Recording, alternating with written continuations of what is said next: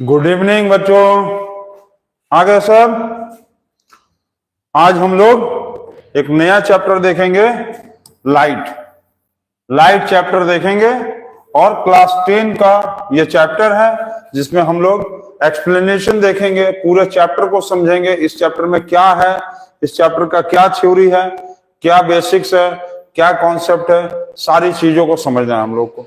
और ये लाइट जो चैप्टर है ये बहुत ज्यादा, बहुत मतलब वेरी वेरी पावर 10 कह लो, 100 कह लो, वेरी पावर 10 कह लो और इस पावर का 100 कह लो, इंपॉर्टेंट चैप्टर है। लाइट चैप्टर के बिना आपका कोई भी चीज काम नहीं आने वाला है। जैसे कि एग्जाम्पल के तौर पे अभी यदि इस क्लास से आपका पूरा लाइट बंद कर दिया जाए तो कहीं ना कहीं आपका वीडियो बनने में प्रॉब्लम हो जाएगा और आपको दिखने में बहुत सारी प्रॉब्लम्स, परेशानियां, डिफिकल्टीज आएंगी।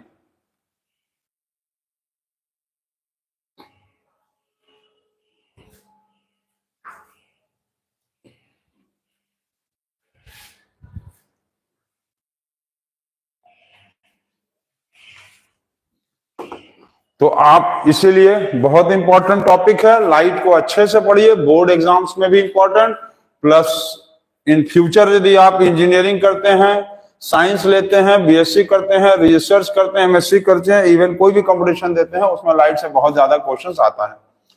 तो हम लोग इसको स्टार्ट किया जाए, स्टार्ट किया जाए।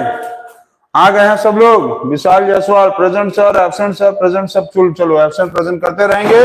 अब हम लोग लाइट चैप्टर का स्टार्ट करना शुरू करते हैं, पढ़ाना शुरू करें। चलो, केदारनाथ नहीं आया क्या? केदारनाथ कहीं एब्सेंट है? केदारनाथ एब्सेंट है लग रहे हैं। हम लोग के स्कूल के मतलब एक स्टूडेंट है जिनका नाम केदारनाथ है, और एक है हम लोग के अर्श भाई, वो मुर्गा मुर्गी खाने पे बहुत ज्यादा ध्यान देते हैं।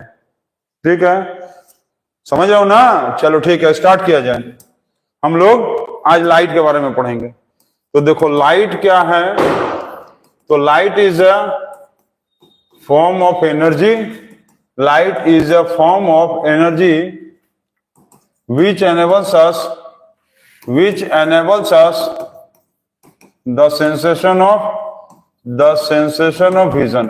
मतलब लाइट एक एनर्जी का फॉर्म है जो हम लोगों को सेंसेशन ऑफ विजन देता है। मतलब लाइट के बिना हम लोग किसी चीज को जल्दी देख नहीं सकते हैं। जल्दी क्या, देख ही नहीं सकेंगे लाइट के बिना। लाइट के बिना किसी चीज को हम लोग नहीं देख सकते हैं। और लाइट एक एनर्जी है, इसका मतलब है इट हैज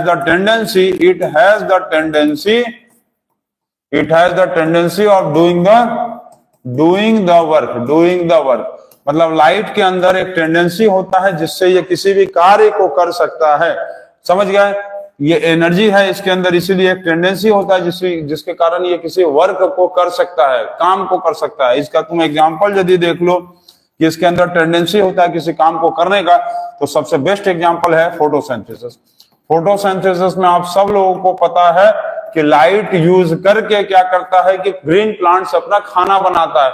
इसका मतलब कहीं ना कहीं सनलाइट या किसी भी लाइट में, अरे ग्रीन प्लांट्स यही ना कहता है, जो ग्रीन प्लांट्स होता है वो क्या करता है, सनलाइट लेता है। तो कोई भी लाइट लिया ना, चाहे सनलाइट ले चाहे टॉर्च का लाइट ले, कोई लाइट लिया तो प्लांट्स, ग्रीन प्लांट्स क्या करता है, सनलाइट को यूज करता है और ये अपने क्या करता है, फूड को प्रिपेयर करता है।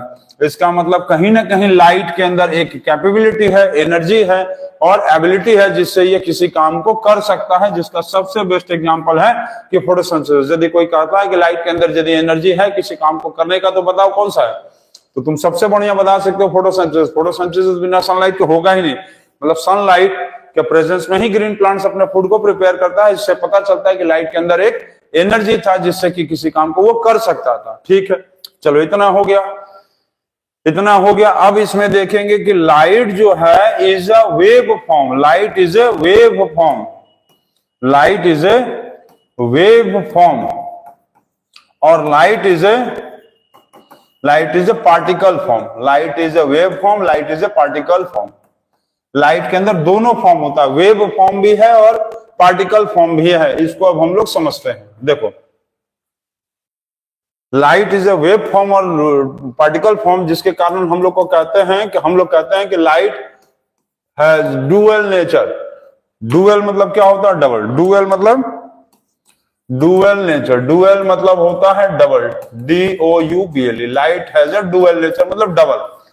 जैसे कि मोबाइल में 2 सिम वाला मोबाइल होता है जिसमें एक सिम इधर से एक सिम उधर से खोसिए और भगाभग दोनों सिम से काम बतियाइए और चलाते रहिए, ठीक है। तो लाइट के भी अंदर जो है डुअल नेचर होता है। कौन कौन सा नेचर होता है? तो लाइट के अंदर एक वेव नेचर होता है और एक होता है पार्टिकल नेचर। लाइट के अंदर एक वेव नेचर और एक पार्टिकल नेचर होता है, ये इसी को कहते हैं डुअल नेचर। अब वेव नेचर क्या है और पार्टिकल नेचर क्या है, ठीक है।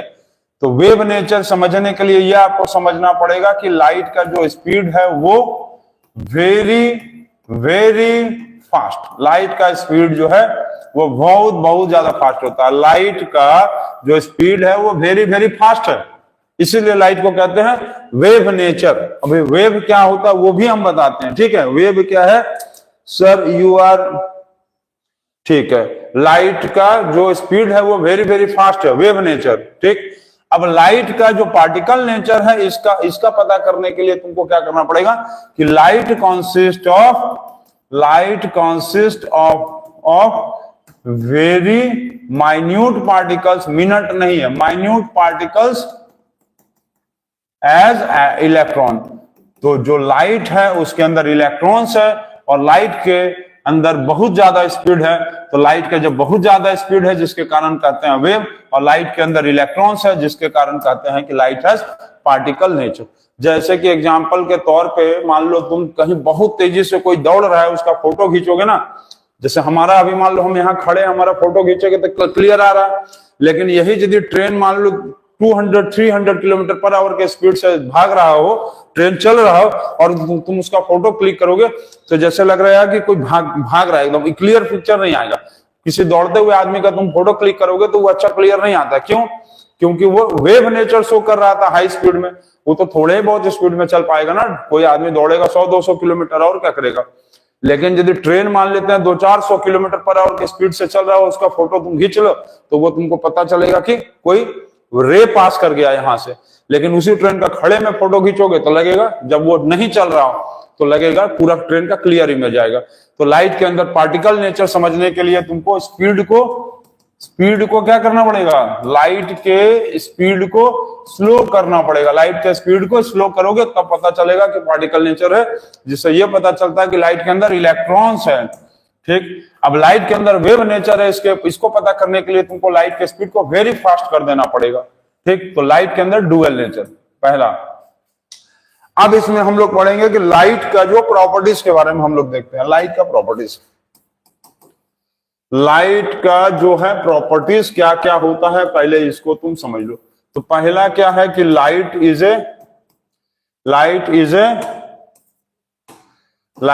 एनर्जी, एनर्जी है। लाइट इज वेव है, wave nature, light is wave nature, ठीक।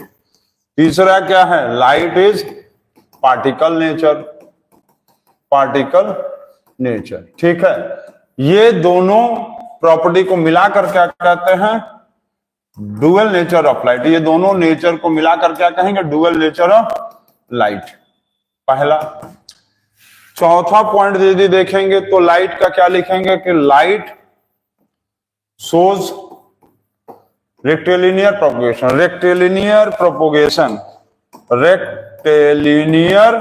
Light shows rectilinear propagation. Light जो है वो रेक्टिलिनियर प्रोपोगेशन शो करता है। 2 वर्ड है इसमें, रेक्टिलिनियर और प्रोपोगेशन। रेक्टिलिनियर का मतलब क्या होता है? स्ट्रेट। और प्रोपोगेशन का मतलब होता है फॉरवर्ड और बैकवर्ड। मतलब ऋतिक रोशन का डांस करना, मतलब आगे पीछे करता रहता है। मतलब समझिए, जैसे आगे गया फिर पीछे आया, फिर थोड़ा सा आगे, फिर थोड़ा सा पीछे, फिर थोड़ा सा आगे, फिर थोड़ा सा पीछे, फिर थोड़ा आगे, फिर पीछे। मतलब लाइट जब भी चलता है तो थोड़ा सा आगे जाता है, फिर थोड़ा सा पीछे आता है, फिर थोड़ा आगे, फिर पीछे। अरे मतलब देखो, जैसे इतना दूर गया, मान लो इतना दूर गया, वो लाइट पहले इतना दूर गया, फिर थोड़ा सा पीछे आया तो यहां पहुंचा, अब फिर यहां तक पहुंचा ना। पहले क्या गया देखो, फिर से समझो, बहुत अच्छा इंपॉर्टेंट चीज है। लाइट जो है वो पहले गया इतना दूर, यहां से बैकवर्ड आया यहां तक, ठीक, यहां पहुंच गया, अब फिर यहां से गया, फिर यहां आया, फिर यहां से इतना दूर गया, फिर ऐसे वॉक बढ़ा, तो लाइट ऐसे ऐसे करके थोड़ा धीरे धीरे करके फॉरवर्ड बैकवर्ड करता है, उसी को कहते हैं लाइट प्रोपोगेट। और रेक्टिलिनियर प्रोपोगेट मतलब सीधे जाता रहता है, सीधे। अब यदि कहीं कहता है कि लाइट ट्रेवल्स, तो लाइट ट्रेवल्स वर्ड वाला यदि है वो गलत हो जाएगा। लाइट ट्रेवल नहीं करता, लाइट प्रोपोगेट करता है अपने आप को, ट्रेवल करता है नहीं, लाइट प्रोपोगेट करता है। ठीक है, समझ गए हो? शिवांजल आ गया, शिवांजल पाल, अच्छा ओजस्वी जायसवाल, शिवांजल पाल, संदीप। तो शिवांजल पाल आप जो है कॉपी कंप्लीट कर लीजिए और तब उसके बाद ही स्कूल आइए। आप स्कूल में आपका दर्शन दुर्लभ हो गया है सबके पास। तो लाइट शोज रेक्टिलिनियर प्रोपोगेशन, चलो ठीक है। उसके बाद हो गया light shows different speed in different medium, light shows different speed in different medium. Light जो है वो अलग अलग स्पीड शो करता है अलग अलग मीडियम में।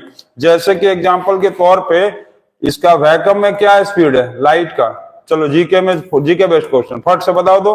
वैक्यूम में लाइट का क्या स्पीड है, एयर में क्या स्पीड है, ग्लास में क्या स्पीड है, वाटर में क्या स्पीड है, ये सब बताओगे। तो वैक्यूम में स्पीड होता है 3 × 10⁸ मीटर पर सेकंड लाइट का। ठीक, ये एयर में होता है 2.98 × 10⁸ मीटर पर सेकंड होता है। ठीक है, ग्लास में क्या होता है, ग्लास में फट से बताइए, ग्लास में, तो ग्लास में क्या होता है स्पीड लाइट का, पता है ना? तो ग्लास में स्पीड होगा 2.00 × 10⁸ मीटर पर सेकंड। ठीक है, वाटर में क्या होता है स्पीड 2.25 × 10⁸ मीटर पर सेकंड। मतलब ये बता रहा है कि हर स्पीड में, हर कंडीशन में, ठीक है, हर मीडियम में, जैसे वैक्यूम एक अलग मीडियम है, एयर एक अलग मीडियम है, ग्लास एक अलग मीडियम है, वाटर एक अलग मीडियम है, तो अलग अलग मीडियम में स्पीड ऑफ लाइट जो होगा वो अलग अलग होता है। तो इतना प्रॉपर्टी हो गया लाइट का। Light is energy, light is a wave form, light is a particle nature, light shows rectilinear propagation, light shows different speed in different mediums. ठीक, इसके बाद भी एक और प्रॉपर्टी होता है, उसको अभी हम लोग देखते हैं। इतना नोट कर लेंगे आप लोग। जो लोग नहीं नोट कर पा रहे हैं कोई बात नहीं, वीडियोस जब अपलोड होगा तब आप नोट कर लीजिएगा, अभी समझिए। चलिए, अब इसके बाद देखो कि जो लाइट है, लाइट, अच्छा लाइट के पहले, अच्छा वो प्रॉपर्टीज हो गया ना 5 प्रॉपर्टी। तो अभी फिलहाल में यह 5 प्रॉपर्टी समझ लो, इंपॉर्टेंट प्रॉपर्टीज। अब इसके बाद आपको समझना है कि जैसे हम ये बोले कि light is a wave, light is a wave, तो वेव क्या होता है? तो वेव एक वाइब्रेटरी डिस्टरबेंस है। वेव क्या है कि wave is a vibratory, wave is a vibratory, wave is a vibratory disturbance, wave is a vibratory disturbance, wave is a vibratory disturbance which makes the energy of the light to propagate from one place to another। तो wave है, light जो है क्या है, एक wave है, vibratory disturbance है, vibratory disturbance है, जिसके मदद से क्या होता है, लाइट का जो एनर्जी है वो एक जगह से प्रोपोगेट करके दूसरे जगह जाता है। समझिए ना, यदि लाइट एक वेव ना हो, लाइट के अंदर खाली पार्टिकल नेचर हो, तो वो लाइट एक जगह खड़ा रहेगा। लाइट के अंदर यदि पार्टिकल नेचर होगा, मतलब लाइट के अंदर खाली यदि इलेक्ट्रॉन्स होगा, तो लाइट सिर्फ एक जगह खड़ा रहेगा, जा ही नहीं पाएगा कहीं।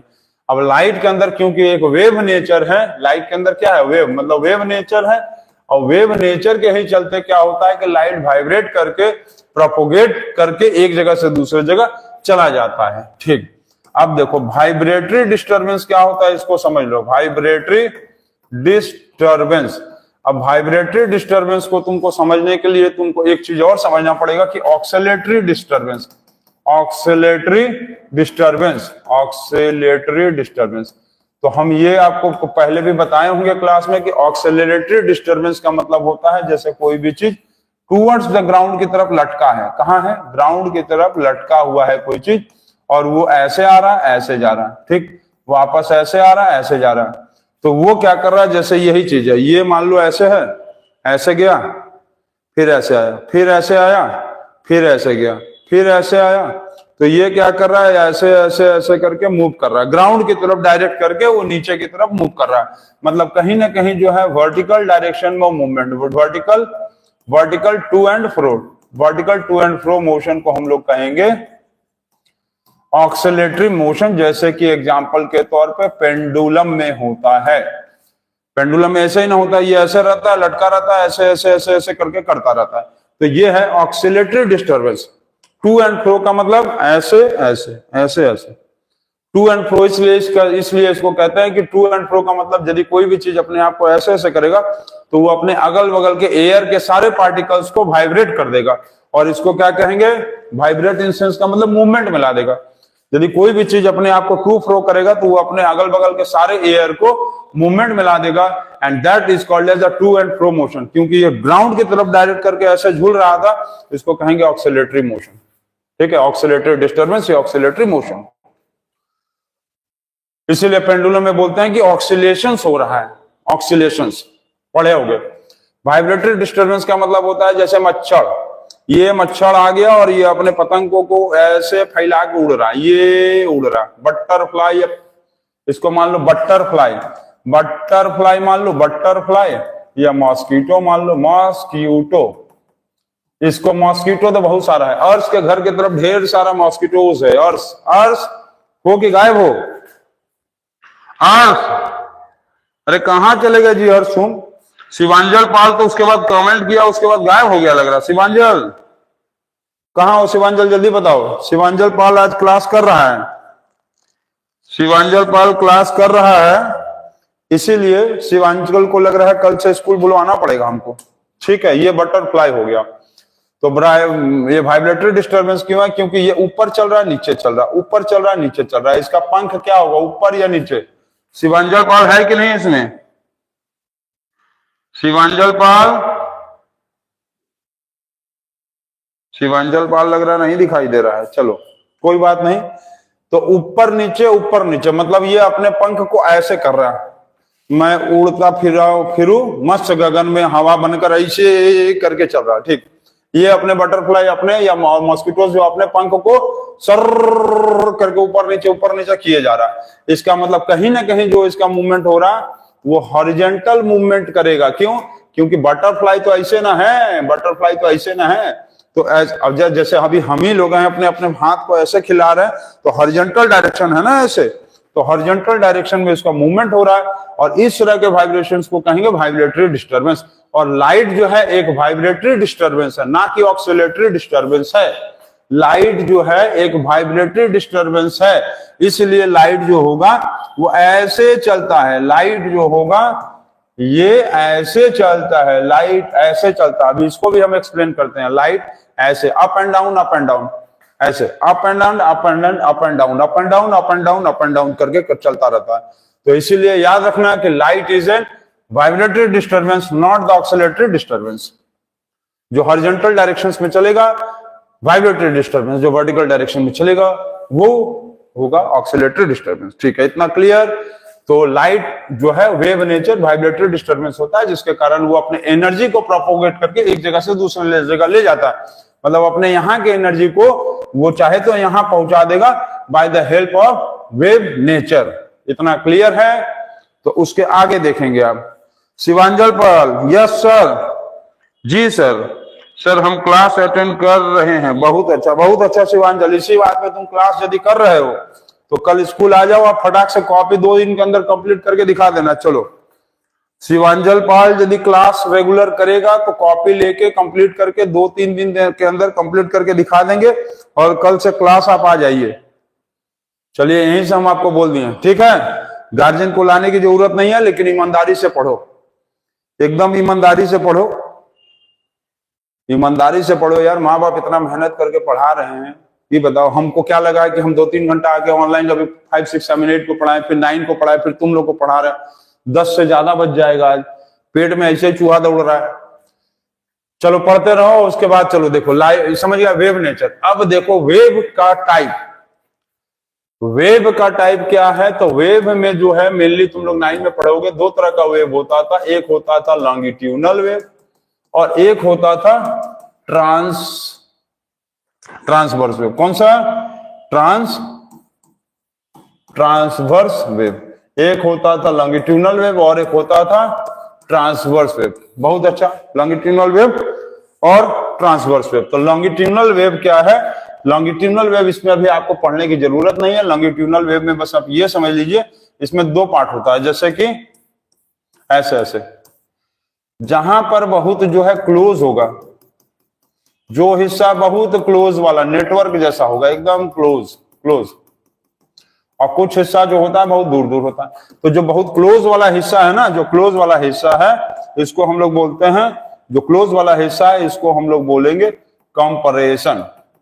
कंपरेशन। मतलब यहां पर डेंसिटी बहुत हाई होता है, डेंसिटी हाई होता है। चलिए ठीक, डेंसिटी यहां हाई, डेंसिटी हाई होता है, ठीक है ना, क्लियर है? डेंसिटी यहां पर हाई होता है। इसका एग्जांपल होता है साउंड वेव। तो लॉन्गिट्यूडनल वेव जो होगा वो साउंड वेव होता है, और यहां पर नीड्स मीडियम फॉर प्रोपोगेशन। ये भी ट्रेवल नहीं करता है, प्रोपोगेट करता है। साउंड भी प्रोपोगेट करता है, लिखा रहता है ट्रेवल नहीं, प्रोपोगेट, याद रखना।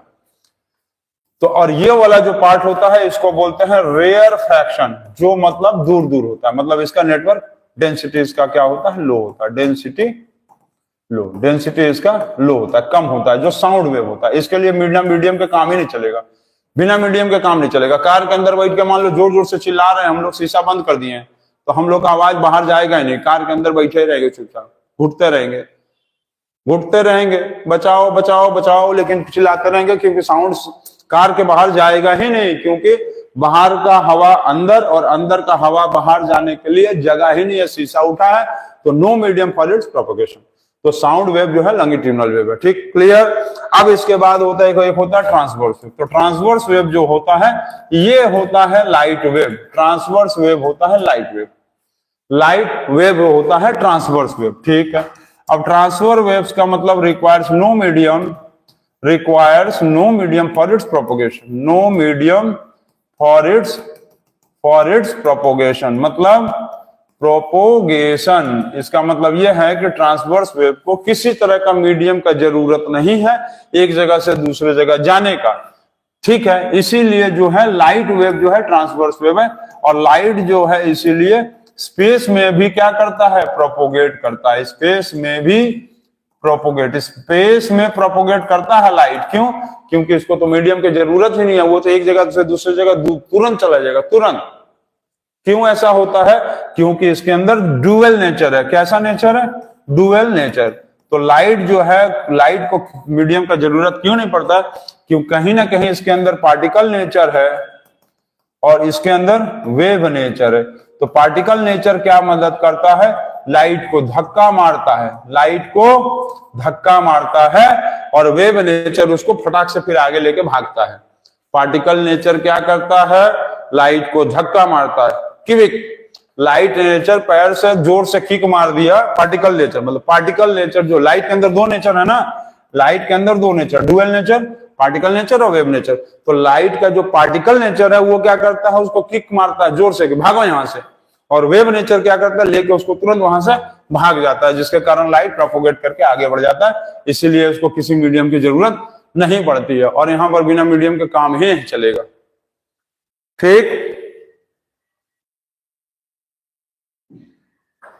ठीक है।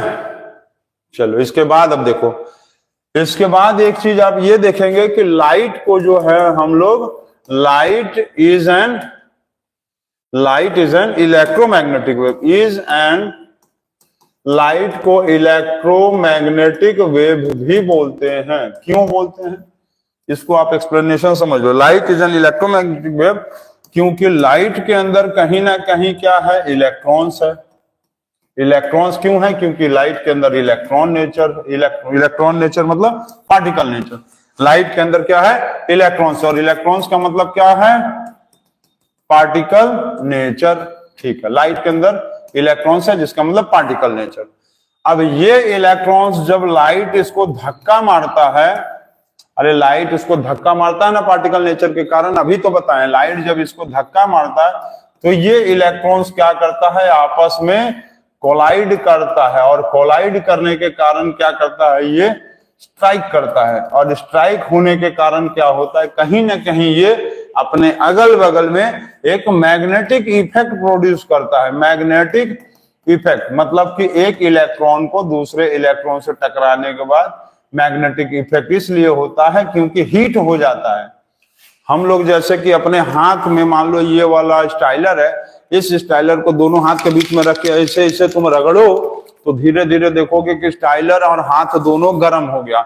उसी तरह से जब एक इलेक्ट्रॉन दूसरे इलेक्ट्रॉन से टकराता है स्ट्राइक करने के बाद उसमें एक हीट आ जाता है, जिसके कारण वो आपस में इलेक्ट्रोस्टैटिक फोर्स के कारण चिपकने की कोशिश करता है, और उसी को कहते हैं magnetic effect.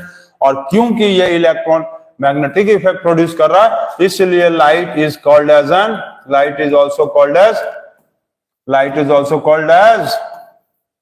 Called as electromagnet, क्या है, electromagnetic wave is also called as electromagnetic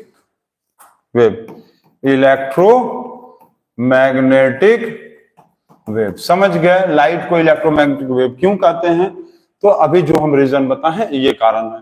तो इतना तो अभी लाइट के प्रॉपर्टीज के बारे में खाली अब हम लोग पढ़े, अब इसके बाद आगे हम लोग पढ़ते हैं, ठीक है। अब इसके बाद आगे हम लोग लाइट के प्रॉपर्टीज के आगे भी बढ़ेंगे कि क्या होता है, समझ गया। इसीलिए हम बोले थे कि ये वाले में लाइट का क्या पढ़े थे, 5 प्रॉपर्टी ना, तो लाइट का 5 प्रॉपर्टी पढ़े थे, इसमें एक प्रॉपर्टी और लिख लेना। क्या लिखोगे, light is an electromagnetic wave, ठीक है। 6 प्रॉपर्टी में लिख लेना, यहाँ पर 1 2 3 4 5 6 प्रॉपर्टी में लिख लेना light is a electromagnetic wave. यहाँ स्पेस नहीं, हम नहीं लिख रहे हैं, लेकिन हम बता दे रहे हैं light is a electromagnetic wave. अभी जो बताएं कि light is also called as an electromagnetic wave क्यों होता है ये भी बताएं, ठीक है। क्लियर, चलो क्लियर है ना, ठीक है। सब लोगों का कमेंट आ रहा है, क्लियर है यहां तक। इसके बाद अब हम लोग देखेंगे, तो देखो इसके बाद अब देखेंगे हम लोग रिफ्लेक्शन ऑफ लाइट, हो गया। तो इसके बाद एक टॉपिक है अब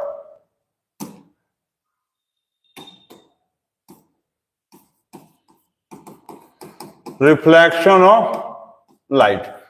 तो रिफ्लेक्शन ऑफ लाइट को पढ़ने के लिए हम लोग ये समझेंगे कि लाइट यदि किसी भी चीज पे पड़ता है, किसी भी चीज पे पड़ेगा, ठीक है, whenever light falls on any object, whenever light falls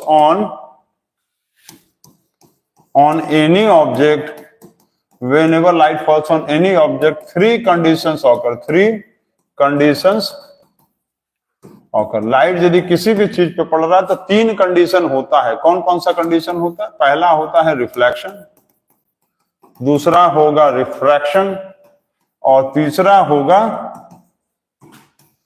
होगा एब्जॉर्प्शन, ठीक। रिफ्रैक्शन को हम लोग ट्रांसमिशन भी कहते हैं। रिफ्रैक्शन को क्या कहते हैं हम लोग, ट्रांसमिशन, TRANS, ट्रांसमिशन भी कहते हैं, ठीक है। अब रिफ्लेक्शन कब होगा, यदि कोई भी लाइट शाइनी सरफेस पे पड़ेगा। कोई भी लाइट कब पड़ेगा, शाइनी सरफेस पे। शाइनी सरफेस पे यदि लाइट पड़ रहा है तो हम लोग उसको कहेंगे रिफ्लेक्शन। मतलब कि लाइट यदि मान लो ऐसे आया, शाइनी सरफेस पे आया, ऐसे आ रहा और ये ऐसे गिर रहा है, तो इस तरह का कंडीशन जो होगा ये क्या करेगा, रिफ्लेक्ट करके वापस भाग जाएगा। ऐसे पड़ा और ऐसे गया तो ये क्योंकि शाइनी सरफेस था, चिकना था, एकदम चिकन वाला गाल था, या तो ऐसे लोग जिसका बाल एकदम पूरा बना होता है, चंडुल होते हैं, तेल लगाए रहते हैं, सर से सरक जाता है, तो उनका देखोगे चंडुल जो है बहुत तेज चमकता रहता है। बाल मतलब बाल तो होता ही नहीं, मतलब उन लोग का हेड जो है बहुत तेज चमकता रहता है।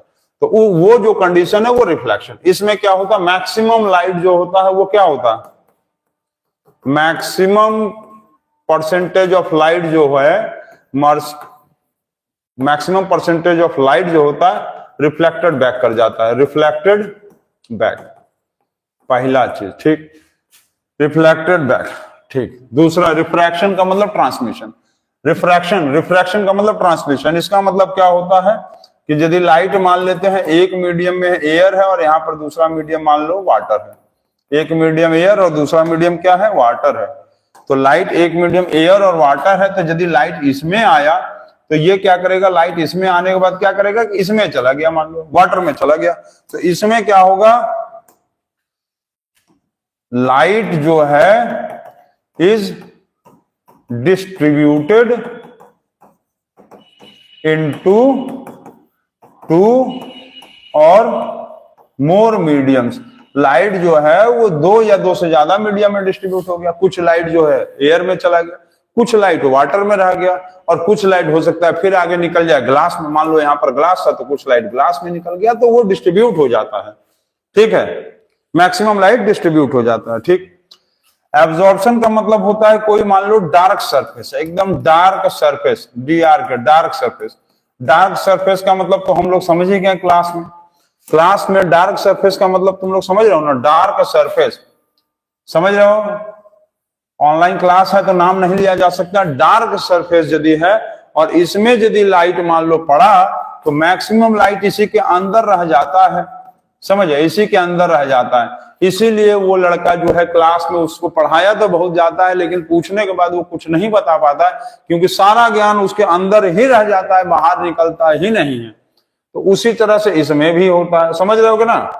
इसमें भी क्या होता है कि maximum percentage of light is absorbed bye dark surface.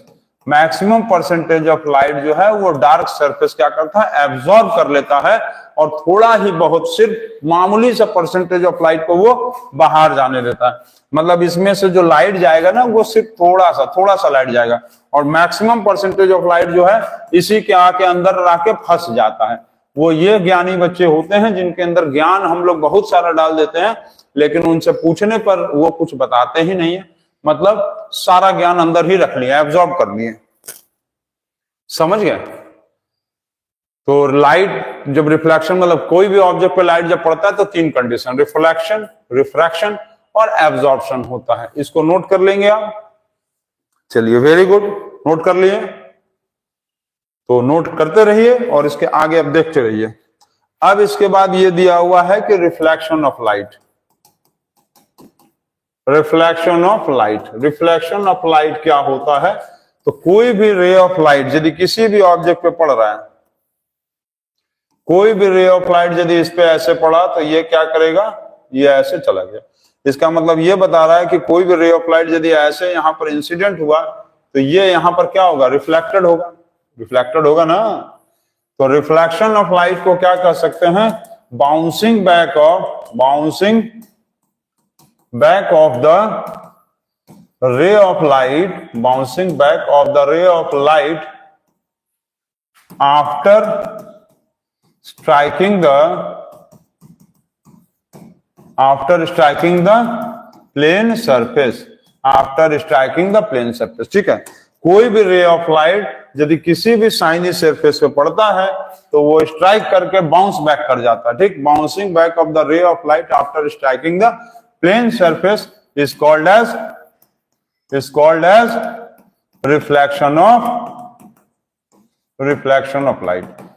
ठीक, bouncing back of the ray of light after striking the plane surface is called as the reflection of light। मतलब इसका यदि देखा जाए, अच्छा ये चीज थोड़ा ध्यान से समझ लेना, यदि इस तरह से हम कर दिए हैं, इसका मतलब है कि यदि हम लोग ऐसे किसी चीज को बनाते हैं, इसका मतलब ये बैक साइड वाला पेंटेड साइड है, पेंटेड साइड, और ये वाला जो है, ये ऊपरी वाला हिस्सा, ये कौन सा होगा, ये रिफ्लेक्टिंग साइड होगा। जो साइड चिकना है वो रिफ्लेक्टिंग साइड, और जो साइड में हम लोग ऐसे ऐसे करके बना दिए हैं ये बैक साइड है। बैक साइड मतलब reflecting, painted side, back side मतलब पेंटेड साइड, और रिफ्लेक्टिंग साइड का मतलब फ्रंट साइड। कौन सा, फ्रंट साइड, जिससे रिफ्लेक्शन होगा। ठीक, तो ये वाला क्या है, ये पेंटेड साइड है, और ये क्या है, ऊपरी हिस्सा रिफ्लेक्टेड साइड है। अब इसमें जो रे ऑफ लाइट पड़ा वो रिफ्लेक्ट करके सीधा गया ऐसे। इस रे ऑफ लाइट को क्या कहते हैं, इंसिडेंट रे। और ये वाले को क्या कहेंगे, इसको कहेंगे रिफ्लेक्टेड रे। क्या कहेंगे? रिफ्लेक्टेड रे, इसको कहेंगे रिफ्लेक्टेड रे। और ये बीच वाला जो लाइन है ऐसे वाला, ये इसको क्या कहेंगे हम लोग? ये बिचौले वाले लाइन को क्या कहेंगे? जल्दी बताओ भाई। बिचौले वाले लाइन को कहेंगे नॉर्मल। नॉर्मल समझ गया ना? 1 2 3 4 5 6, देखो आ गया ना बीच वाला लाइन, नॉर्मल। समझ गया है? हम क्लास में भी बताए थे, सारे 6 लेटर्स वाले वर्ड ऐसे ही हैं। नॉर्मल, ये नॉर्मल रे नहीं होता है, नॉर्मल होता है। इंसिडेंट रे होता है, रिफ्लेक्टेड रे होता है, लेकिन नॉर्मल रे नहीं, सिर्फ नॉर्मल होता है।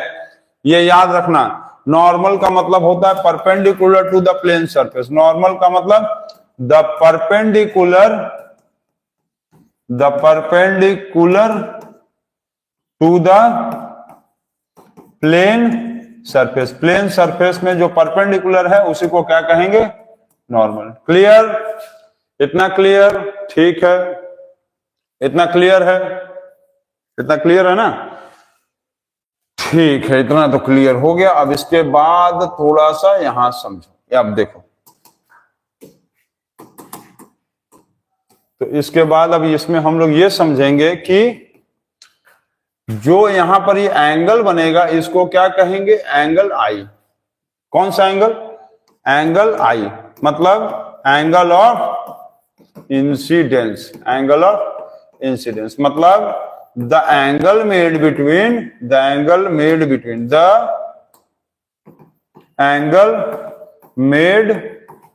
the incident ray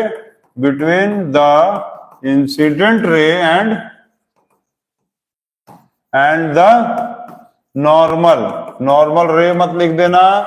the angle made between the incident ray and the normal is called as angle of incidence. Is called as angle of incidence, जिसको हम लोग एंगल आई बोलते हैं, पहला। दूसरा होता है ये वाला, ये एंगल आर। तो एंगल आर किसके बीच में बन रहा है? ये रिफ्लेक्टेड रे और नॉर्मल, सिर्फ नॉर्मल रे नहीं। तो क्या लिखेंगे इसका? एंगल ऑफ रिफ्रैक्शन नहीं, एंगल ऑफ रिफ्रैक्शन। तो the angle made between the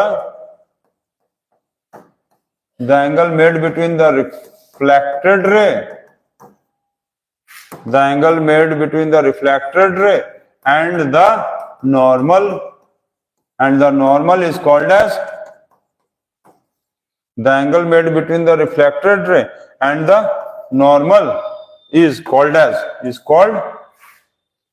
as angle of reflection. ठीक, ये हो गया। अच्छा, अब ये बताओ कि इंसिडेंट रे किसको कहेंगे? इंसिडेंट रे किसको कहेंगे? तो क्या लिखेंगे इंसिडेंट रे का? बताओ। इसको इरेज कर दे थोड़ा सा, ये इसको इरेज कर दो। तो इंसिडेंट रे किसको कहेंगे बताओ? चलो जल्दी जल्दी बताओ, तो फटाफट बताओ। तीसरा, पहला था एंगल ऑफ इंसिडेंस, दूसरा था एंगल ऑफ रिफ्रैक्शन, और तीसरा है इंसिडेंट रे। तो इंसिडेंट रे किसको कहेंगे? The ray which strikes the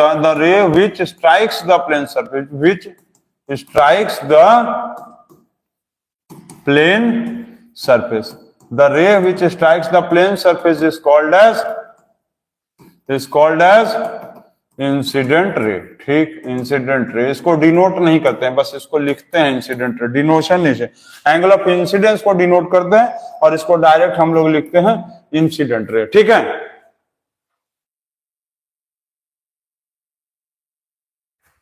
चलो ठीक है। अब ये बताओ कि रिफ्लेक्टेड रे किसको कहेंगे? रिफ्लेक्टेड रे किसको कहेंगे? तो रिफ्लेक्टेड रे हम लोग उसको कहते हैं द रे which bounces back after striking the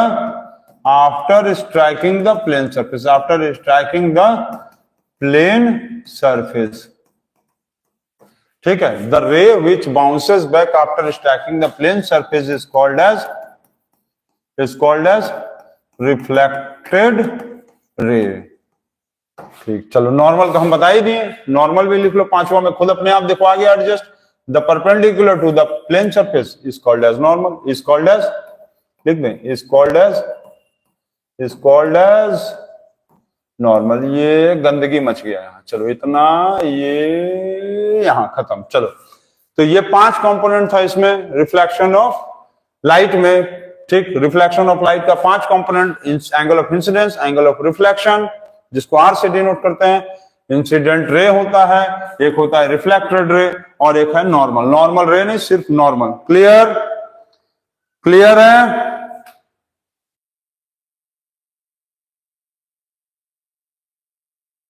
ये कौन है भाई? डिनर का टाइम हो गया है, डिनर का टाइम हो गया है, बिल्कुल हो गया है। तो अभी तो टाइम है, अभी 5 मिनट और पढ़ाया जाएगा। इतना नोट कर लिए सब लोग? इतना नोट कर ली हो, वेरी गुड। चलिए, इसीलिए तो आज हम जीके का क्वेश्चन ही पूछ रहे हैं ना, जीके का क्वेश्चन पूछ लेंगे तो गड़बड़ हो जाएगा। इसी बात पे याद आ गया ना, जीके का क्वेश्चन याद आ ही गया, जीके का कमेंट बॉक्स क्वेश्चन। चलो, who was the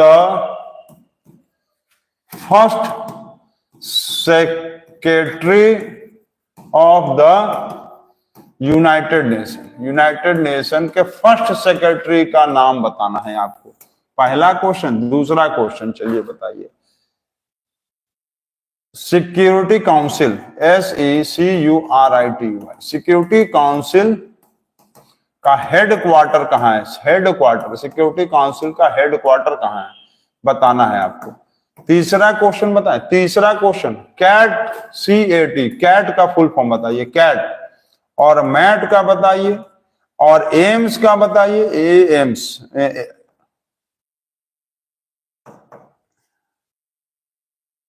AIIMS.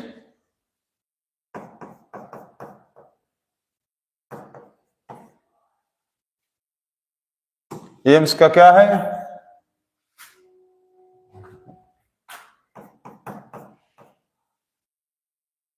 AIIMS नहीं, एम्स नहीं, एम्स क्या है?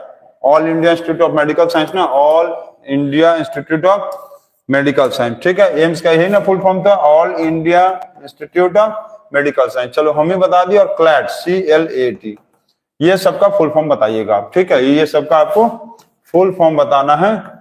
ये हो गया कमेंट बॉक्स वाला क्वेश्चन। तो उसके बाद आज हम लोग देखेंगे, अब हम लोग देखेंगे कि प्लेन मिरर, प्लेन मिरर क्या होता है, सबसे पहले इसको जानेंगे। तो प्लेन मिरर क्या होता है इसको जानेंगे, और इसको आप लोग लिखते रहिएगा, ठीक। तो प्लेन मिरर क्या है उसको जानते हैं। तो प्लेन मिरर के लिए, पहले प्लेन मिरर जानने के पहले लिए आप ये समझ लीजिए, नोट में लिख लीजिएगा कि सिल्वर जो है ना, silver metal is the best reflector of light, best reflector of light. Silver metal जो है वो लाइट का सबसे बेस्ट रिफ्लेक्टर है, लाइट को रिफ्लेक्ट करने वाला सबसे बेस्ट यदि मेटल कोई है तो सिल्वर है, सिल्वर। अब प्लेन मिरर क्या होता है? तो प्लेन मिरर वो चीज है जिससे हम लोग अपना चेहरा देखते हैं, रिफ्लेक्शन कराते हैं, यही ना, रिफ्लेक्शन कराते हैं, ठीक है। चलिए, तो ये कमेंट देखना पड़ता है ना, कमेंट क्या क्या आया है। इसी मोबाइल से देखिए, कमेंट देख रहे हैं, देखिए लाइव चल रहा है, कमेंट भी देखा जा रहा है, समझ गए। तो कमेंट में आया all institute of medical science, देख रहे हो क्या आया है? लिखा है आदित्य, लिखा है all institute of medical science, ठीक। तो इसी मोबाइल से कमेंट भी देखना पड़ता है। और दूसरी चीज ये देखना पड़ता है कि कहीं वीडियो लाइव रुक तो नहीं गया, नहीं तो पता चला हम यहाँ पढ़ाते रहेंगे और लाइव रुक ही गया है। तो चलिए देखा जाए प्लेन मिरर क्या है। तो प्लेन मिरर क्या है? एक रिफ्लेक्टिंग सरफेस है। क्या है? रिफ्लेक्टिंग सरफेस है, जिससे हम लोग अपने चेहरे को देख रहे हैं।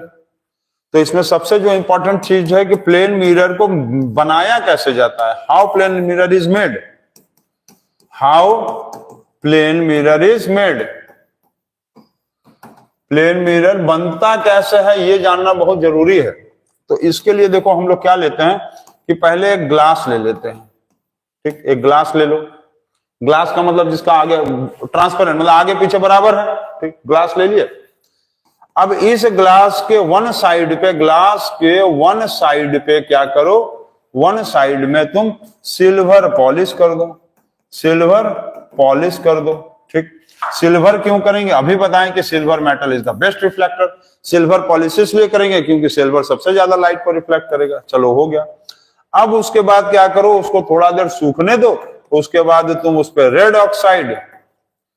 ऑक्साइड का पेंट कर दो। अब रेड ऑक्साइड का जब तुम पेंट क्यों करोगे, क्योंकि रेड कलर का जो है, red colour has maximum wavelength. Maximum wavelength का मतलब क्या होता है कि रेड कलर जो है वो सबसे ज्यादा दूर तक स्ट्रेट जाता है। जैसे VIBGYOR, विग्योर में देखेंगे तो रेड कलर सबसे ज्यादा दूर जाएगा और वायलेट थोड़ा ही दूर जाएगा। इसलिए रेड कलर का वेवलेंथ क्या होता है, मैक्सिमम वेवलेंथ। ठीक है, और वायलेट कलर का होता है मिनिमम वेवलेंथ। ठीक है, और रेड कलर का मिनिमम डेविएशन होता है, एकदम याद रखना, मिनिमम फ्रीक्वेंसी, और इसका क्या होगा, मैक्सिमम फ्रीक्वेंसी। ठीक है, एकदम क्लियर रखना। विग्योर में रेड कलर का मैक्सिमम वेवलेंथ होता है, मिनिमम फ्रीक्वेंसी होता है, मतलब वेवलेंथ सबसे ज्यादा दूर जाता है और फ्रीक्वेंसी का मतलब सबसे कम मुड़ना। तो जब सबसे ज्यादा दूर जा रहा है तो मुड़ेगा ही नहीं, कम मुड़ेगा। और वायलेट कलर का जो है मिनिमम वेवलेंथ है, इसलिए इसका फ्रीक्वेंसी सबसे ज्यादा मुड़ता है ये। ठीक, फ्रीक्वेंसी का दूसरा नाम होता है, ये याद रखेंगे, फ्रीक्वेंसी का मतलब डेविएशन, यहां लिख दे रहे हैं हम। फ्रीक्वेंसी का मतलब होता है डेविएशन। क्या होता है, डेविएशन मतलब मुड़ना, डेविएशन मतलब बेंड करना, बेंड। ठीक, चलो हो गया।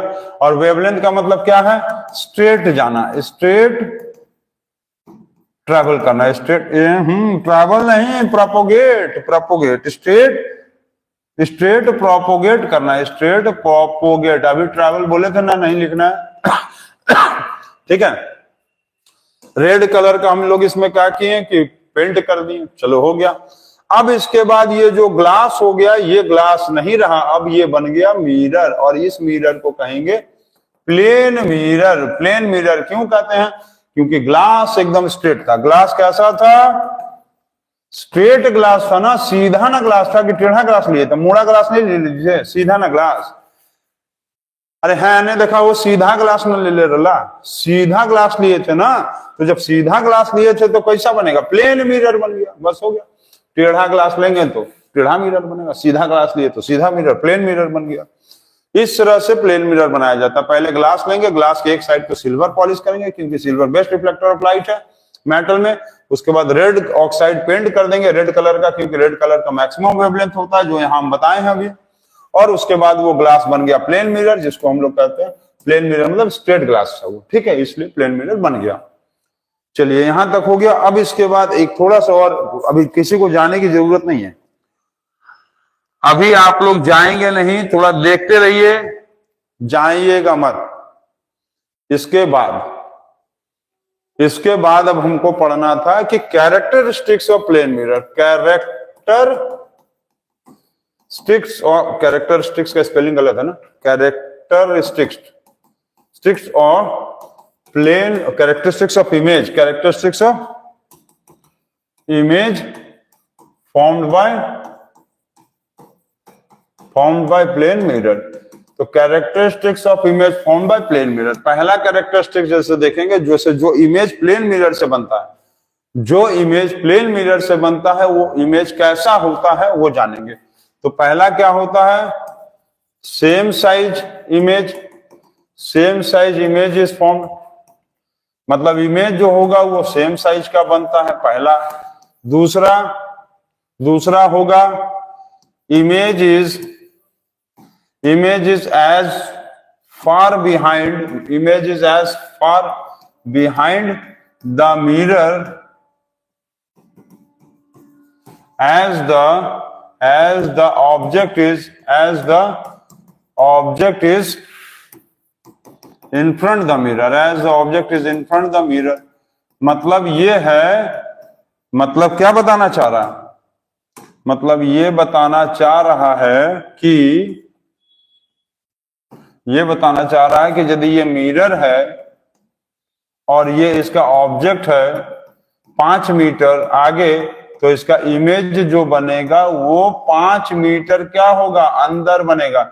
ये 5 मीटर यदि इन फ्रंट है, 5 मीटर क्या है, ये यदि 5 मीटर इन फ्रंट है, कहाँ है, ये 5 मीटर यदि इन फ्रंट है, तो इसका इमेज जो बनेगा वो 5 मीटर बिहाइंड ना बनेगा। 5 metre in front, 5 metre behind. ठीक है, हाँ हो गया, चलो ठीक है। 5 metre in front, 5 metre behind, clear, मतलब जितना आगे उतना पीछे बनेगा। चलो ठीक है। थर्ड नंबर क्या होगा, तो थर्ड नंबर होगा कि इमेज इज लैटरली इन्वर्टेड।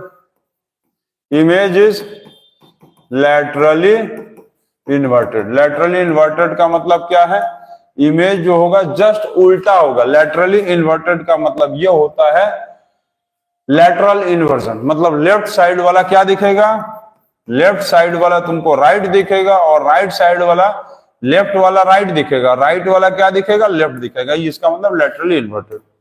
चौथा, image is upright. Image is upright. Upright का मतलब, इमेज इज अपराइट, अपराइट का मतलब क्या होता है, सीधा सीधा, मुंडी ऊपर पैर नीचे। अपराइट का मतलब क्या होगा, अरे मुंडी जो होगा वो क्या होगा, ऊपर, मतलब हेड ऊपर और लेग नीचे, ऐसे रहता है। ठीक। पांचवा क्या लिखेंगे इसका हम लोग, पांचवा प्रॉपर्टी जल्दी बताओ तो। पांचवा प्रॉपर्टी लिख लो, इमेज लैटरल इन्वर्जन हो गया, ये हो गया, और इमेज इज फॉर्म्ड हो गया, सेम साइज इमेज। बस इतना ही कैरेक्टरिस्टिक्स है, 4 ही कैरेक्टरिस्टिक्स। ठीक।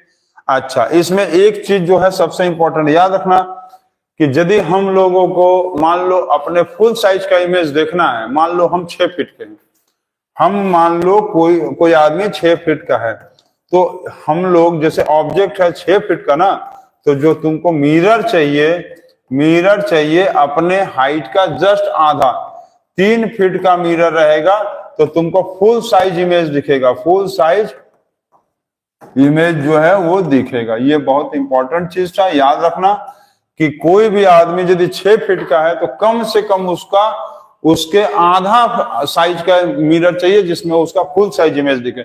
10 फीट का आदमी है तो 5 फीट का मिरर चाहिए, तभी उसका फुल साइज इमेज दिखेगा। अब कोई आदमी मान लो 3 फीट का है तो 1.5 फीट का चाहिए मिरर, तभी उसका क्लियर इमेज दिखेगा। तो ये हो गया आप लोगों का प्लेन मिरर से जो इमेज बनता है उसका कैरेक्टरिस्टिक्स क्या था। ठीक, इतना नोट कर लिए होंगे आप लोग, हमको आशा है इतना नोट कर लिए हैं। ठीक है, चलो अब इसमें एक जीके का कमेंट बेस्ड वाला क्वेश्चन, आप आंसर बताते रहिएगा हमको कि 3:15 यदि हो रहा है घड़ी में, 3:15 हो रहा है क्लॉक में, तो हाउ, मतलब what is the angle made, what is the angle made between the hour hand and minute hand, what is the angle made, what is the angle made between minute hand and hour hand, minute hand और our hand के बीच में कितना degree का angle बनेगा। तो इतना ही बस आज के क्लास के लिए, कल अब इसके बाद पढ़ाया जाएगा। ठीक है, तो good night, good bye and see you tomorrow. तो इतना नोट कर लीजिएगा और समझ लीजिएगा अच्छे से, और लाइट चैप्टर को बिल्कुल हल्के में मत लीजिएगा, इसका एक एक पॉइंट बहुत ज्यादा इंपॉर्टेंट है। आज यदि आप इसको हल्के में लिए तो ये समझ लीजिएगा आपको हल्का कर देगा। ठीक है, तो अपने आप को हलकट बनाने और हल्का होने से बचिए और लाइट चैप्टर को अच्छे से समझिए। तो see you, good night and goodbye और गुड मॉर्निंग बच्चों।